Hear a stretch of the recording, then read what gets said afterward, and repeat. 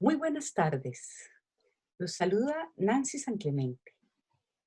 De nuevo con nosotros el maestro Cristian Franchini, quien nos trae un tema muy interesante y que muchas personas no conocen bien. Se trata del significado de las enseñanzas esotéricas y exotéricas. Muy buenas tardes, Cristian. Hola Nancy, ¿cómo estás? Gracias por la presentación. Bueno, saludo a todos los que están recibiendo la nueva presentación del ciclo de videos y de entrevistas nuevamente. Así le hemos puesto inicialmente a este recorrido que estamos retomando. Así que saludo a todos y bueno, continuaremos con este viaje. Un hermoso viaje.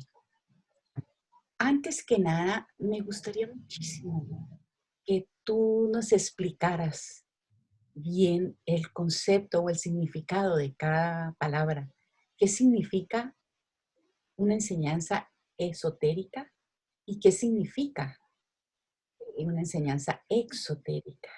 Aclararas ambos términos. Bueno, bien, el término, el concepto esotérico tiene hoy otra referencia de lo que originalmente tenía, como que se fue desvirtuando y se fue reduciendo a algo diferente a lo que se entendía como enseñanza puntualmente. Hoy lo esotérico agrupa una serie de conocimientos que están más relacionados con las mancias, que interpretan, que hacen de oráculo, en vez de entenderse como un proceso de conocimiento interno, ¿sí?, hacia nuestra propia esencia.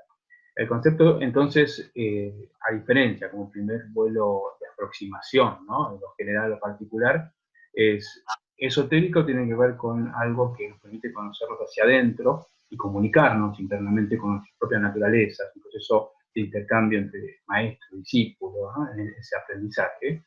Y lo exotérico tiene que ver con hacia afuera, con una comunicación hacia afuera, quizás con menos claves, obviamente, de algo más genérico, que permita transmitir un primer concepto y que las personas que empiecen a buscar o querer conectar con este conocimiento puedan acercarse, ¿sí? Entonces, como primera diferencia, ¿no?, podemos establecer estas dos lógicas. Me parece que sería una forma de abordaje. Después podemos ver aspectos más puntuales, si te interesan así. Así vamos diferenciando y profundizando un poco más. Excelente. Otra preguntita. Bueno, ya nos queda claro de que la enseñanza esotérica es hacia adentro y que implica un proceso, ¿cierto?, de transformación para lograr salir de lo denso a lo sutil. Es maravilloso, me parece, ese proceso. ¿Por qué lo vinculan con el ocultismo? Pero el ocultismo visto de una manera no sana. ¿Qué interés hay allí para Claro. que se siente de esa manera? Bien, volvemos siempre al concepto de terminologías, de vocablos que se fueron desvirtuando. Es decir, el concepto de ocultismo en el sentido original es diferente a lo que hoy se entiende, quizás. Mucha gente lo ve como quizás como relacionado con la magia negra o con saberes rozando lo maligno, si se quiere. Inclusive entiendo, y esta es mi apreciación ya de esta interpretación, que a la Iglesia le interesó asociar el ocultismo con todo lo que tenga que ver lo negativo, lo maligno. Cuando realmente el ocultismo hace referencia a algo oculto, algo que se oculta. ¿Se oculta para qué? Para protegerse. Entonces el saber esotérico, estas transmisiones que se enseñaban hacia un discípulo y que procesaba de forma interna y que lo acercaba a una mirada interna cada vez más profunda, tenía que ser protegida. ¿Con qué? Con claves, con alegorías, con metáforas, con mitos, con arquetipos muy puntuales. Entonces, el ocultismo implicaba una forma de proteger ese proceso de gente que quizás buscaba estos conocimientos para otros fines, ¿sí? Mucho más fue en la época de la Santa Inquisición, que a quienes tenían estos conocimientos, estos libros, saber, bueno, ya sabemos lo que sucedía, eran perseguidos, eran quemados en la hoguera justamente porque eran herejes. Y aquí volvemos al concepto nuevamente de la terminología que es importante rescatar y destacar. Hereje también está mal interpretado en el contexto actual. ¿Por qué? Porque significa realmente el que elige. Hereje significa elige. Cuando la persona llega a un conocimiento esotérico cada vez más profundo, tiene por primera vez la oportunidad de elegir desde oportunidades que no conocía.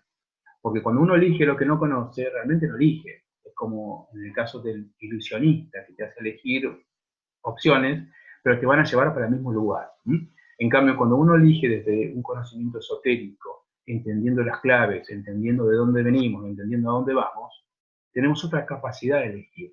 Y somos herejes porque salimos de ese recorrido que nos quieren llevar forzadamente a través del dogma.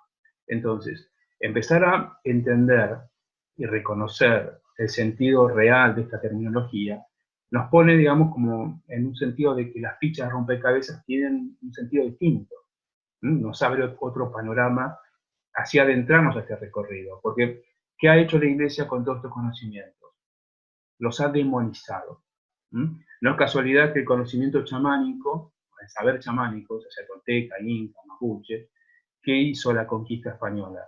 Lo definió como brujería, actividades de brujería, entendiendo que la brujería que era perseguida en Europa, ese conocimiento que hoy está saliendo a la luz otra vez, bueno, y los chamanes tenían contacto con la naturaleza, inclusive con un conocimiento interno, conocimiento de poder preguntarle a las plantas qué propiedades tenían para sanar, algo que es impensado hoy por la industria farmacológica, pero es un conocimiento que lo han utilizado. Entonces, siempre el que elige es una amenaza para el sistema, para la iglesia, para el status quo, para toda situación vertical que plantea un dogma y que la gente no tiene otra posibilidad más que manejarse dentro del ilusionismo, ¿no?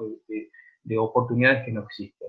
Entonces, diferenciar el ilusionismo de la magia implica eso, de entrarse a un esoterismo, un conocimiento propio, ¿no? de nuestra propia naturaleza, que nos permite tomar decisiones reales hacia nuestro propósito.